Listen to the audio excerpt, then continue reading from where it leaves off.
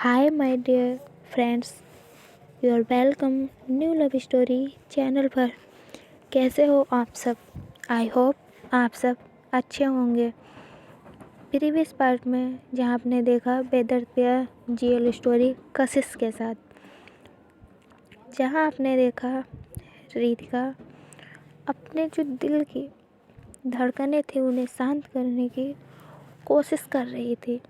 जितना वो अपने आप पर कंट्रोल कर सकती थी उतना वो कंट्रोल कर रही थी, क्योंकि जिसका वो इतनी बेसब्री से इंतज़ार कर रही थी वो इंसान अब उसे मिलने वाला था। उसका इंतज़ार ख़त्म हुआ। जहाँ वो कार में बैठी थी, बाइक से दो लोग आते हैं और उसे बताते हैं कि मैम आपका इंतज़ार ख़त्म हुआ है, खुशी मैम आ गई हैं, आप जल्दी चलिए। ये सुनते ही रितिका की तो जैसे दिल की धड़कन रुक ही गई हो 1 मिनट के लिए। वो इतना ज़्यादा खुश होती है। रितिका हाँ में सिर हिलाया और गाड़ी स्टार्ट करके चल देती है। जहाँ उसे जिसका इंतज़ार था आज वो उसे मिलने वाली थी। इधर दूसरी तरफ खुशी हॉस्पिटल पहुंचकर जोली से मिल चुकी थी। जोली को सही सलामत पाकर अब वो चैन से थी, लेकिन वो यह भी जानती थी कि रितिका कभी भी यहाँ आ सकती है। इसलिए उसने मनन से कहा, भाई हम जोली को दूसरे हॉस्पिटल लेकर जा रहे हैं, आप जल्दी से डॉक्टर से बात कीजिए। वो बहुत ही प्यार से कहती है, भैया हम जोली को लेकर जा रहे हैं, आप डॉक्टर से बात कर लीजिए। क्योंकि उसे पता था अगर रितिका यहाँ आई तब वो क्या करेगी, कितनी ज़िंदगियाँ बर्बाद करेगी। तब लेकिन क्यों खुशी, ये बहुत अच्छा हॉस्पिटल है और रितिका ने ही यहाँ सब सुविधाएं उपलब्ध करवाई हैं। मनन हैरानी से खुशी को देखते हुए बोला, मैं नहीं चाहती वो रितिका सिंघानिया एक बार फिर से जोली को कोई नुकसान पहुंचाए। खुशी ने जल्दी से कहा। जोली खुशी की सारी बातें सुन रहा था। उसने धीरे से कहा, खुशी दी मुझे माफ़ कर दीजिएगा, मेरी वजह से आप दोनों दूर हो गए हो। अगर मैं आपको यहाँ से नहीं भेजता तो शायद आज आप रितिका मैम के साथ चैन से अपनी ज़िंदगी जी रही होती, वो भी आप अपनी पूरी खुशी के साथ। तुम चुप रहो जोली, तुम्हें कुछ नहीं पता है उस रितिका सिंघानिया के बारे में। मैं अच्छी तरह से जानती हूँ कि ये सब उसी ने करवाया होगा। 100% इसके पीछे उसी का हाथ होगा। जब उसे यह पता चला होगा कि तुमने मेरी मदद की है तो उसने ही ये प्लान बनाया होगा। खुशी गुस्से में तमतमाते हुए बोलती है। इधर रितिका जल्दी ही हॉस्पिटल पहुंच गई और बिना देरी किए जोली के वार्ड में भी आ गई थी। वो दरवाजे पर खड़ी होकर खुशी की बातें सुन रही थी। उसे खुशी कि कहीं एक भी बात का बुरा नहीं लगा। खुशी को देखकर मानो उसे वो सुकून और चैन मिल गया हो। जैसे वह इतने दिनों से इधर उधर ढूंढ रही थी। रितिका बिना कुछ बोले बस खुशी को मुस्कुरा कर देख रही थी।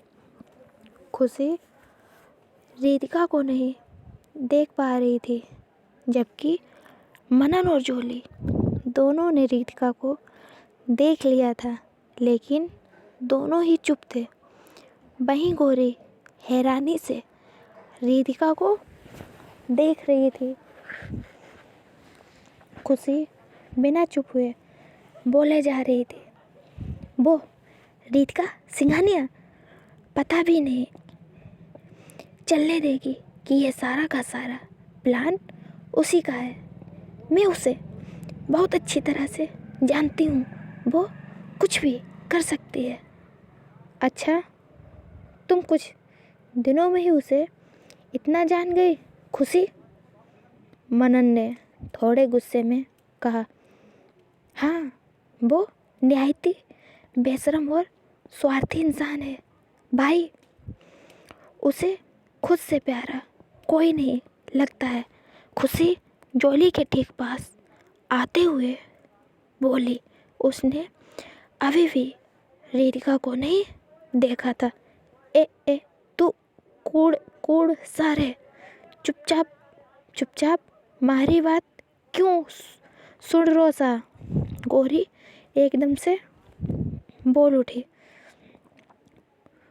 तुम कौन कौन हो? चुपचाप हम लोग की बातें क्यों सुन रही हो?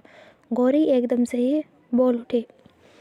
खुशी ने जब ये सुना, खुशी ने मुड़कर देखा। सामने रितिका को देखकर एक पल के लिए घबरा कर पीछे हो गई। उसने अपना एक कदम पीछे ले लिया, फिर वापस जॉली की ओर घूमकर उसके हाथ पर लगी ड्रिप को हटाते हुए बोली, जॉली अब यहाँ नहीं रहेगा। सुना? सभी ने सुना? जॉली अब यहाँ नहीं रहेगा। मैं उसे अपने साथ दूसरे हॉस्पिटल में लेकर जाऊंगी। खुशी रितिका ने खुशी को पर ही अपनी जो नज़र थी जमाए हुए कहा। रितिका ने बार कहा खुशी, और उसकी नज़र तो सामने बिल्कुल खुशी के ऊपर थी ना। वो पलकें झपका रही थी, कुछ भी नहीं कर रही थी। भाई ऐसा होता है प्यार। आपके साथ हुआ है ऐसा कभी? खुशी ने जब अपना नाम रितिका की जुबान से सुना तो उसके हाथ जहाँ थे वहीं रुक गए। एक वक्त था जब खुशी खुद चाहती थी कि रितिका उसका नाम ले और वो उसे सुने, लेकिन आज खुशी को रितिका की आवाज़ में सिर्फ जहर घुला हुआ महसूस हो रहा था। उसे ऐसा लग रहा था कि उसका नाम किसी ने जहर में मिलाकर लिया हो, बहुत ही ज़्यादा कड़वा। खुशी ने जॉली के हाथ की ड्रिप हटानी चाहिए तो मनन ने आगे बढ़कर खुशी को रोकते हुए कहा, खुशी तुम्हें रितिका से बात करनी चाहिए, जाओ बात करो उनसे। खुशी ने गुस्से से मनन की ओर देखते हुए कहा, मुझे किसी से कोई बात नहीं करनी भाई। अगर आप जॉली को यहाँ से शिफ्ट नहीं करवा सकते तो रहने दीजिए, मैं खुद कर सकती हूँ। मेरे अंदर अब इतनी हिम्मत आ गई है। खुशी तुम ऐसे कब से? मेरा मतलब पहले तो कभी गुस्से से बात नहीं की तुमने? मनन बहुत ज़्यादा हैरान था खुशी के मुंह से ये सब बातें सुनकर। वहीं रितिका भी खुशी के बेबाक अंदाज में बोलने से हैरान थी, जो खुशी कभी अपने हक के लिए नहीं बोली। आज वो बिना डरे सबके सामने बोल रही है। क्यों भाई? नहीं बोलना चाहिए मुझे? आपको तो आज भी वही खुशी याद है जो आपके घर की चार दीवारी में बंद थी, जो कभी अपने आप के लिए नहीं बोली, आज वो बोल रही है। आपको हैरानी हो रही होगी ना? तो सुनो। खुशी ने जोली की ओर इशारा करके कहा, ये वो इंसान है जो उस वक्त मेरे साथ था जब आप नहीं थे। आपने तो कभी मेरे लिए अपने माँ बाप के सामने बोलने तक की जहमत नहीं की, लेकिन जोली को ये पता होते हुए भी कि अगर रीतिका सिंघानिया को पता चला तो वो उसे मार देगा, तब भी वो मेरे साथ खड़ा रहा। उसने मुझे अपने घर पर भेजा, जबकि मैं तो उसकी कुछ लगती भी नहीं थी। उसने मुझे दीदी बोला था और उसने भाई होने का फर्ज निभाया भी।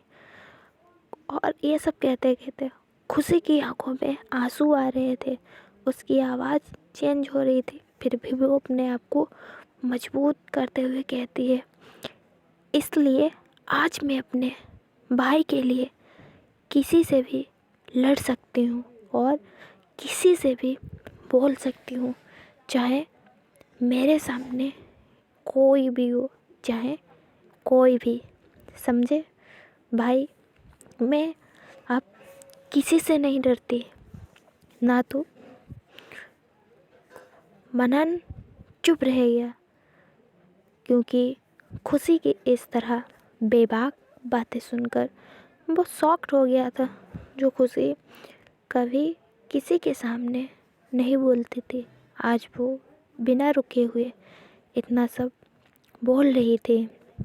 और खुशी ने फिर से ड्रिप हटाने के लिए हाथ बढ़ाया, लेकिन तभी जोली ने हाथ पीछे करके कहा, नहीं दी, मैं गलत था, मैंने गलती की थी आपको दूर भेजकर। पिछले दिनों मैंने जाना कि रीतिका मैम आपसे बहुत प्यार करती हैं। मैंने उनकी आँखों में आपके लिए प्यार और वो दर्द जो आपसे दूर थी देखा है, महसूस किया है। मैंने उनकी वो हालत देखी है जिसे देखकर शायद जो देखे उसका दिल घबरा जाए। जो इंसान कभी किसी की भावनाओं की कदर नहीं करता था, खुशी दी, वो आपके प्यार में इतना बदल गया, अब वो सभी की केयर करते हैं। खुशी बनावटी हंसकर बोली, प्यार प्यार का मतलब भी जानते हैं ये? रितिका कुछ नहीं बोल रही थी, वो बस मुस्कुराकर खुशी को देखे जा रही थी और मन ही मन जोली को थैंक्स कह रही थी कि आज उसकी वजह से कम उसकी खुशी ने बोलना तो शुरू किया और अब वो अपनी बात रखने में हिचकिचा भी नहीं रही है। वो बिना किसी डर के अपनी बातें बोल रही है, वो भी बिल्कुल सीधे और डायरेक्ट। ना तो उसे आज रीतिका का डर है, ना ही उसके चाचा चाची, चाहे आज उसके सामने कोई भी आकर खड़ा हो जाए वो सभी को जवाब देगी। जब जोली ने खुशी की बात नहीं मानी तो वो वहाँ से बाहर आ गई। खुशी बाहर आकर बेंच पर बैठ गई, तभी रितिका भी उसके पीछे पीछे आई और उसके पास में शांति से बैठ गई। खुशी ने रितिका को एक बार भी नहीं देखा तो रितिका ने धीरे से कहा, तुम ठीक हो? वो ये कहते हुए बिल्कुल हकला रही थी तो खुशी कुछ नहीं बोली। रितिका ने फिर कहा, तुम ठीक हो? इस बार भी खुशी कुछ नहीं बोली तो रितिका भी अब कुछ नहीं बोली। दोनों आप एक दूसरे के पास कुछ देर तक चुपचाप बैठे रहे। जब खुशी कुछ भी नहीं बोली तो रितिका ने थोड़े गुस्से में कहा, तुम मेरे सामने आते ही चुप क्यों हो जाती हो? वहाँ तो इतनी बोल रही थी, अब क्या हो गया तुम्हें? जब मैं तुम्हें सुनना चाहती हूँ तब तुम चुप बैठी हो और तुम कह रही हो कि अब तुम बदल गई हो। मुझे तो बिल्कुल नहीं लगता है, सिर्फ कहने के लिए बदली हो या सच में बदली हो। वहाँ पर दिखावा कर रही थी। ये सुनकर खुशी अपनी गर्दन रितिका की ओर घुमाकर हैरानी से देखते हुए बोली, आप हैं कौन जो मैं आपके सामने बोलूं? क्या रिश्ता है आपका और मेरा? आप मेरे हैं कौन? आखिर बताइए मुझे। रितिका खुशी के अचानक ऐसे बिहेवियर से चौंक गई। उसने खुद को संभाला, फिर बोली, वाइफ हो तुम मेरी, पत्नी नहीं। पत्नी हूँ मैं आपकी। आपने एक चीज़ की तरह मुझे ख़रीदा था और जब कोई चीज़ पुरानी और बेकार हो जाती है तो उसे फेंक दिया जाता है। इसलिए मैं भी बेकार चीज़ की तरह ही हूँ। तो प्लीज़ मुझे छोड़ दीजिए। और आपने देखा है सड़क पर फेंकी हुई चीज़ दोबारा उठाई नहीं जाती क्योंकि वो सड़ जाती है। उस पर आपका कोई हक नहीं रह जाता। आप तो मुझे सड़क पर छोड़कर चली गई थी, तो आप आज किस हक से मुझे अपनी पत्नी बता रही हैं? खुशी ने हाथ जोड़ते हुए कहा। रितिका ने खुशी के हाथ पकड़कर कहा, ऐसा मत बोलो खुशी। मैं तुमसे प्यार करने लगी हूँ।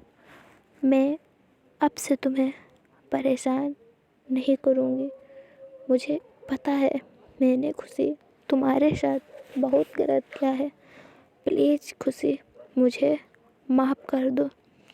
खुशी ने झट से अपने हाथ छुड़ा लिए और उठकर रितिका को देखे बिना ही बोली, मैं अब किसी से भी कोई हमदर्दी नहीं रखती।